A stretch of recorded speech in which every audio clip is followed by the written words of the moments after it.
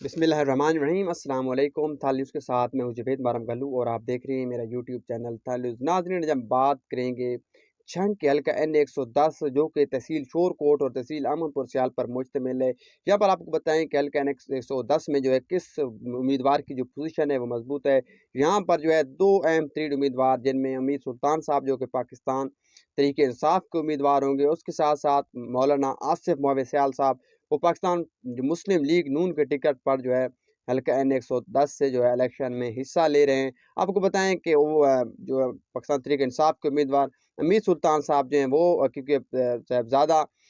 ख़ानदान से ताल्लुक़ रखते हैं और उनका भी काफ़ी वोट बैंक है और उनका वो आबाई इलाका है, तो पाकिस्तान तहरीक इंसाफ की मकबूलियत और कारकुनों का जोश जज्बा देखकर लगता है कि वो भी ख़ास से मकबूल हैं और वो जो है अपने मुखालिफ उम्मीदवार को टफ टाइम देने की पोजीशन में। इसके अलावा आपको बताएं कि मौलाना आसिफ मोहब सयाल साहब भी मजबूत तरीन उम्मीदवार हैं। वो पाकिस्तान मुस्लिम लीग नून के टिकट पर जो है इलेक्शन लड़ेंगे। इससे कबल जो है आसिफ मोहब सयाल साहब की जो MP शेप की जो विंग्स थी वो खाली थी, लेकिन जो है गुज़िश्ता दिनों अमीर अब्बास खान सयाल साहब जो कि हल्का PP 130 से MP के उम्मीदवार हैं, उनसे के साथ उनका इत्तेहाद हुआ है और जो है क्योंकि सयाल ग्रुप की जानिब से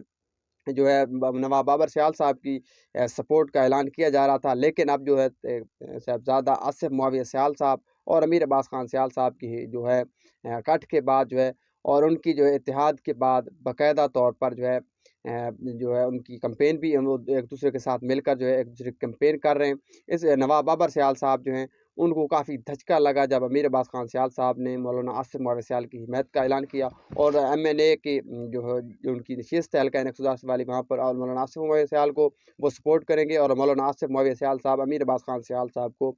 हल्का PP 130 से सपोर्ट करेंगे। तो इस हवाले से आपको बताएं कि आसिफ मुआविया सयाल साहब पहले भी मजबूत तरीन उम्मीदवार थे और अपने मुखालिफ उम्मीदवारों को टफ टाइम देने की पोजीशन में थे, लेकिन अमीर अब्बास खान सयाल साहब के से इत्तेहाद के बाद जो है वो मज़ीद जो है मजबूत हो गए और अमीर सुल्तान साहब जो कि पाकिस्तान तहरीक इंसाफ के 2018 में भी जो इंतखाबात हुए थे उसमें जो है उन्होंने कामयाबी हासिल की थी,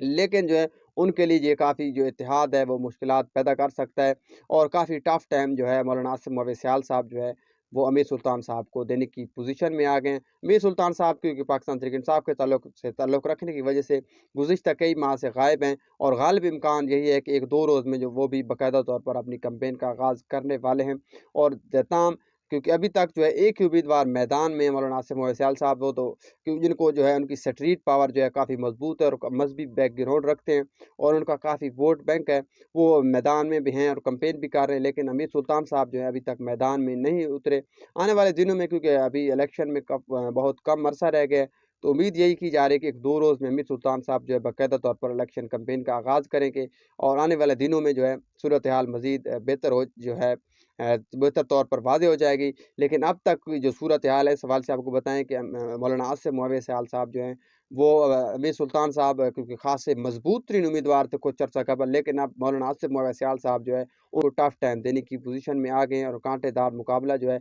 इन उम्मीदवारों के दरमियान मुतवक्का है। मेरे पास अब तक जो मालूमात जो तजिया था आपको दिया, उम्मीद है आपको पसंद आएगा। मज़ीद ऐसी वीडियोज़ के लिए देखते रहिए थाल न्यूज़।